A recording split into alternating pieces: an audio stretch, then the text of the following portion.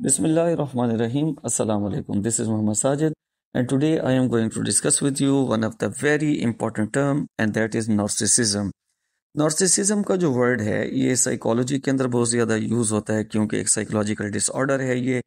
اس کے علاوہ daily language میں بہت زیادہ یوز ہوتا ہے، اور آپ نے نرگس کے پھول کا نام سنا ہوگا، وہ بھی اسی لفظ کے ساتھ جو ہے وہ لنک کرتا ہے. تو آج کے اس لیکچر کے اندر ہم اس کی ڈیفینیشن، سینونیم، اینٹونیم، اٹس میتھ اینڈ ورڈ فیملی، اور اس کے جو یوزیج ہے ڈفرینٹ سینٹینسز کے اندر وہ ہم دیکھیں گے. تو سب سے پہلے ہم یہ دیکھتے ہیں کہ اس کی ڈیفینیشن کیا ہوتی ہے کہ narcissism refers to excessive interest in, کہ نارسسزم کا مطلب یہ ہوتا ہے کہ حد سے زیادہ اپنے اندر دلچسپی رکھنا اور ایڈمیریشن آف ون سیلف، یا اپنی بہت زیادہ تعریفیں کرنا، اینڈ ونز فزیکل اپیئرنس، یا اپنی بہت زیادہ یعنی کہ فزیکل اپیئرنس جو ہوتی ہے اس کے اوپر پراؤڈ کرنا. اور یہ ورڈ جو ہے یہ مطلب بھی رکھتا ہے کہ it is also associated with self centredness, یعنی کہ اپنے علاوہ کوئی کسی کو نہ دیکھنا، وینٹی، خود غرضی، and lack of empathy for other, یا دوسروں کے لیے ہمدردی کا جذبہ جو ہے وہ نہ رکھنا. تو یہ اس لفظ کی ڈیفینیشن آ جائے گی ہمارے پاس. اس کے بعد جب ہم اس کے سینونیم کو دیکھتے ہیں، سینونیم وہ الفاظ ہوتے ہیں جو کہ جس کو ہم کہتے ہیں کہ word having the same meaning, الفاظ مانی ہم جن کو کہتے ہیں. تو وینٹی کا مطلب ہوتا ہے خود پسندی یا غرور، سیلف آبسیشن خود فریبی، ایگوئزم انا پرستی یا خود غرضی.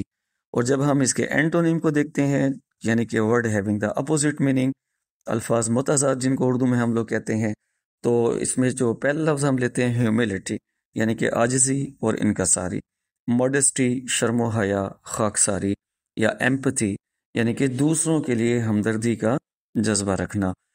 جب ہم اس کی ورڈ فیملی کو دیکھتے ہیں تو ورڈ فیملی میں ہمارے پاس نارسسسٹ کا جو ورڈ ہے یہ ایز اے ناؤن کے طور پر یوز ہوتا ہے، اور نارسسٹک کا جو ورڈ ہے یہ ایز اے ایڈجیکٹو کے طور پر یوز ہوتا ہے.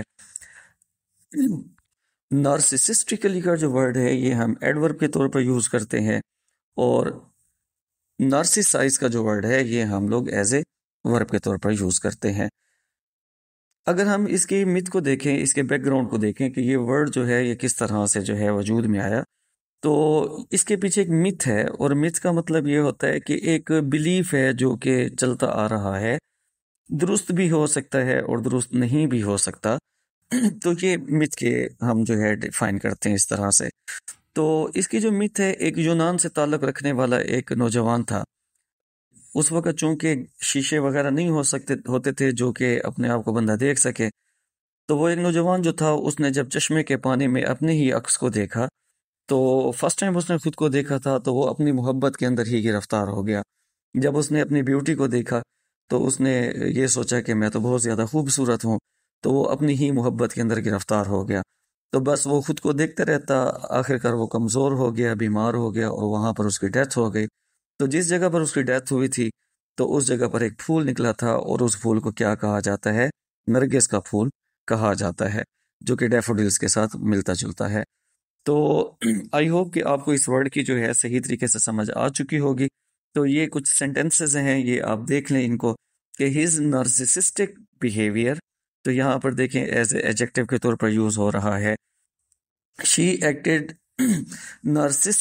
نارسسسٹیکلی، تو یہ یہاں پر ایز اے ایڈورب کے طور پر یوز ہو رہا ہے. نارسسزم کین میک، یہاں پر دیکھیں تو ایز اے ناؤن کے طور پر یوز ہو رہا ہے.